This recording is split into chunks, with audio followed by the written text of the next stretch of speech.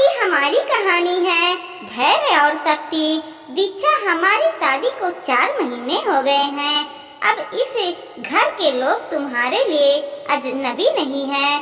तुम इस तरह से उदास रहोगी तो मैं कैसे जा पाऊंगा। समझता हूँ ये घर तुम्हारे लिए नया है, पर धीरे धीरे यही घर तुम्हें अपना लगने लगेगा। देखो, भाभी भी तो बिना भैया के यहाँ रह रही हैं, और फिर माँ भी तो है। कुछ रोज के लिए तो जा रहा हूँ, फिर तुम इतना क्यों रो रही हो? संजय अपनी पत्नी दीक्षा से कहता है। दीक्षा बोली, सही कहा आपने, हमारी शादी को 4 महीने हो गए हैं। इन 4 महीनों में मैंने सबके स्वभाव से परिचित हो गई हूँ।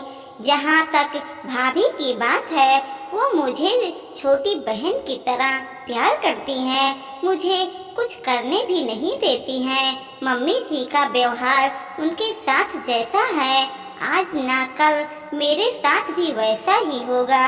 बस यही सोच सोच कर मैं डर रही हूँ। संजय बोला, तुम्हारे कहने का क्या मतलब है?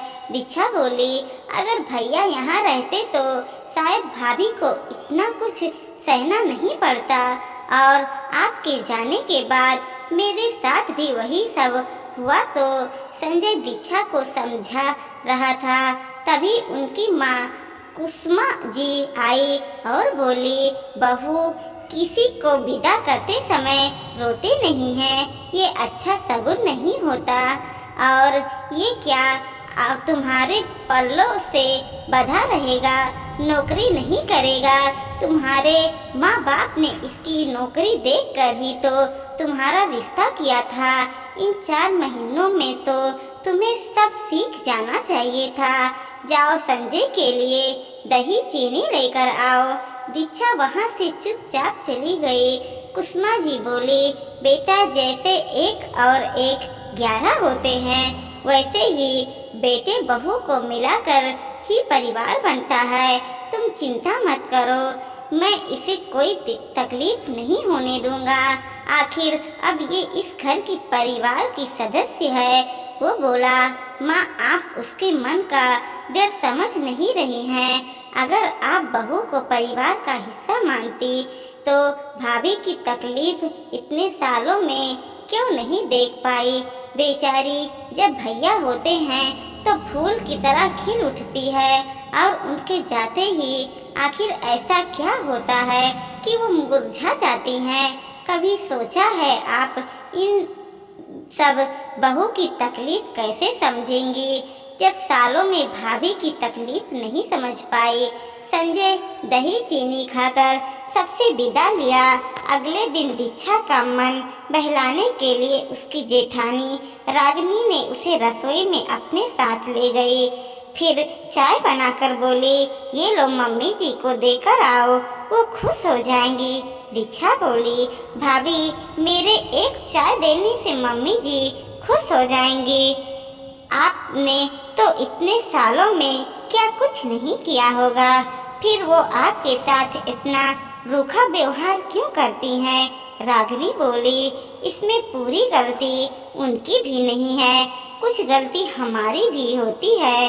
शुरुआत में जब हमारे साथ कोई बुरा व्यवहार करता है, हमें उसी समय रोकना चाहिए, पर कई बार रिश्ते को मौका देने के चक्कर में हम सहते चले जाते हैं।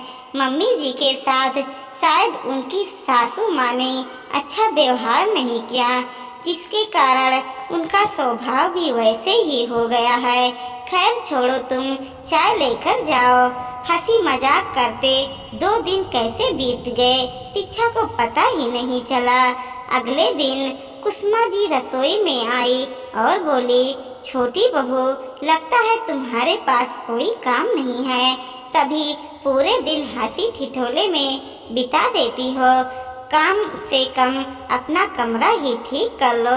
तुम्हारी शादी के समय से ही उस कमरे में इतना सामान बिखरा पड़ा है, उसे ही व्यवस्थित कर लो। घर में पति ना हो तो अपना मन काम में लगाना चाहिए ना, कि सास की बुराई करने में इतना कहकर वो वहाँ से चली गई। उनके जाते ही दीक्षा उदास हो गई। रागिनी बोली, दीक्षा, बच्चों को आने में समय है, चलो रसोई का काम खत्म करके तुम्हारे कमरे को एक नया रूप देते हैं। देवर जी आते ही खुश हो जाएंगे। ये सुनकर के दीक्षा भी चहक उठी। फिर दोनों ने मिलकर उस कमरे को ठीक किया। अगले दिन सुबह दीक्षा संजय का इंतजार कर रही थी। जैसे ही संजय दरवाजे से अंदर आया, दीक्षा बच्चों की तरह भाग करके उसके गले लग गई। आस पड़ोस की औरतें देखकर हंस रही थी। वहीं रागिनी दीक्षा की खुशी देखकर खुश हो रही थी। तभी कुसुमा जी ने आवाज लगाई, छोटी बहू, तुम्हारा पति कहीं भाग नहीं जाएगा, उसे घर के अंदर तो आने दो। अचानक दीक्षा को ख्याल आया कि वो अपने ससुराल में है। उसे दुपट्टे को अपने दांतों में दबाया और शर्माते हुए संजय से अलग हो गई। संजय मुस्कुराते हुए माँ का पैर छुआ और अपने कमरे में चला गया। वहीं कुसुमा जी दीक्षा को आंखें दिखाए रही थी। रागिनी दीक्षा को चाय देते हुए बोली, ये लो, जाकर देवर जी को दे दो और जितनी बातें करनी है कर लो, बस थोड़ी देर मम्मी जी के सामने मत जाना। दीक्षा सब समझ गई और मुस्कुराते हुए चली गई। धीरे धीरे समय बीतने लगा। करीब 2 महीने बाद रागिनी के पति पंकज छुट्टी लेकर आया। दीक्षा ने पंकज का आशीर्वाद लिया तो पंकज ने कहा, और कहो दीक्षा, इस घर में मन लगा गया। दीक्षा बोली, भाभी है तो मन लग ही जाता है, बस भाभी का मन नहीं लगता। पंकज हर बार की तरह आज भी रागिनी को रसोई में देखकर मुस्कुरा रहा था। रात के खाने में रागिनी ने सबकी पसंद की चीजें बनाई। सब खाना खाकर अपने अपने कमरे में चले गए। दीक्षा बोली, भाभी मैं रसोई का काम देख लूँगा, आप जाइए। तभी कुसुमा जी आई और बोली, बड़ी बहू, आज मेरे पैरों में बहुत दर्द है, तुम तेल लगा दो। दीक्षा बोली, मम्मी जी मैं लगा देती हूँ, अभी बहुत थक गई हैं। कुसुमा जी बोली, बहू यहाँ सखीपना मत किया करो, अपना अपना काम किया करो। तभी संजय आया और बोला, क्या हुआ माँ, आप नाराज क्यों हो रही हो? रागिनी चुपचाप रसोई में तेल गरम करने चली गई। कुसुमा जी बोली, मैं तुम्हारी पत्नी का ख्याल रखती हूँ, पर यह है कि मेरे एक भी नहीं सुनती है। दीक्षा बोली, मम्मी जी आप अगर मेरा ख्याल रख सकती हैं तो भाभी का क्यों नहीं? कितने दिनों बाद भैया आए हैं, भाभी को भी तो मन की बातें करनी होगी। और जहाँ आपके पैरों की दर्द का सवाल है तो आपके पैरों में तेल तो आपका बेटा भी लगा सकता है। क्यों जी, आप अपनी माँ की सेवा नहीं कर सकते? जरूरी है कि मम्मी जी की भाभी ही तेल लगाएं। दीक्षा ने संजय को इशारा किया। संजय समझ गया और बोला, हाँ माँ, बहू तो आपकी सेवा करती ही है, चलिए आज मैं आपकी सेवा करता हूँ। इतना कहकर वो रागिनी के हाथों से तेल लिया और माँ के साथ चला गया। कमरे में कुसुमा जी बोली, संजय मैं कह रही हूँ अपनी पत्नी को समझाओ, ऐसा ना हो कि आगे चलकर वो तुम्हारी भी ना सुने। वो बोला, माँ बहुओं के बारे में शायद आपकी राय गलत है। दादी ने जैसा व्यवहार आपके साथ किया, आप वही अपने बहू के साथ कैसे कर सकती हैं? एक बार सास नहीं माँ बनकर उनकी तकलीफों को समझिए तो सारी परेशानी दूर हो जाएंगी।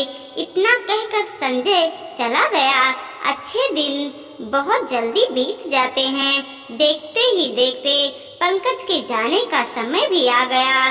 एक सुबह रागिनी को जागने में थोड़ी देर क्या हो गई। कुसुमा जी ने सारा घर सिर पर उठा लिया।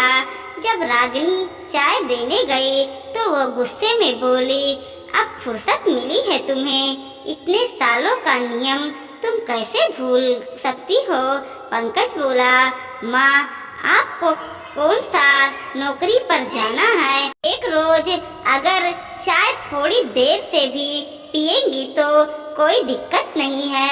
माँ घर की शांति बनी रहे इसके लिए चीजों को नजरअंदाज करना भी आना चाहिए, वरना जिस तरह से आप आदेश में आ रही हैं, अगर रागिनी को आवेश आ गया तो शाम को जब पंकज जाने लगे तो रागिनी की आंखों में सवाल थे कि आखिर कब तक। कुसुमा जी बोले, बेटा तुम यहाँ की चिंता मत करो, जब तुम यहाँ नहीं रहते हो तो तुम्हारी पत्नी की तकलीफ देखने के लिए मैं हूँ। पंकज बोला, माँ जो सालों में आपसे नहीं हो पाया वो मेरे जाने के बाद कैसे कर लोगी। ये सब कहकर क्यों खुद को झूठा साबित करती हैं। रहने दीजिए, आप किसी की तकलीफ कितना समझती है मैं भी जानता हूँ। मैं देश के दुश्मनों से लड़ सकता हूँ पर अपनी माँ से नहीं लड़ सकता। इतना कह करके पंकज चला गया। रागिनी ने मुस्कुराते हुए पंकज को विदा किया। दीक्षा रागिनी से बोली, भाभी आप कहाँ से इतना साहस और धैर्य लाती हैं, मुझ में तो नहीं है। रागिनी बोली, एक औरत धैर्य और शक्ति दोनों का रूप होती है, बस वक्त पड़ने पर कभी सरस्वती तो कभी काली का रूप लेती है।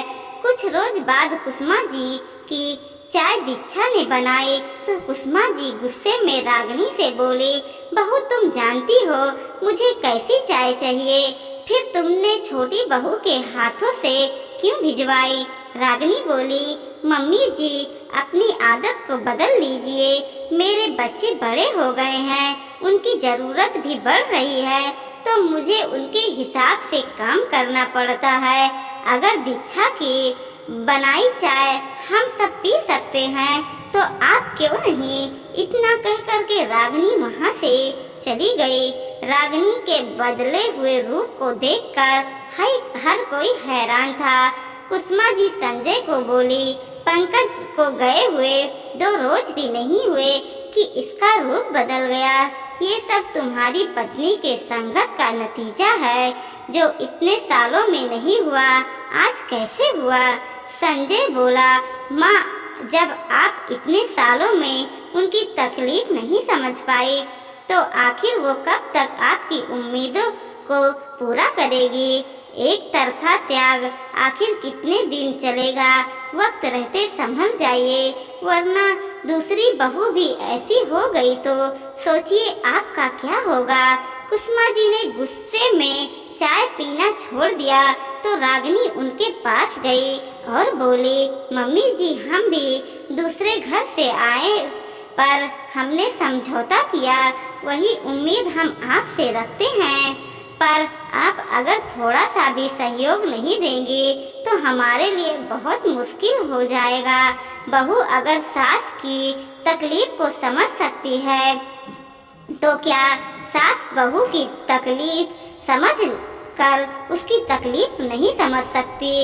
इतना कह करके वो चली गई।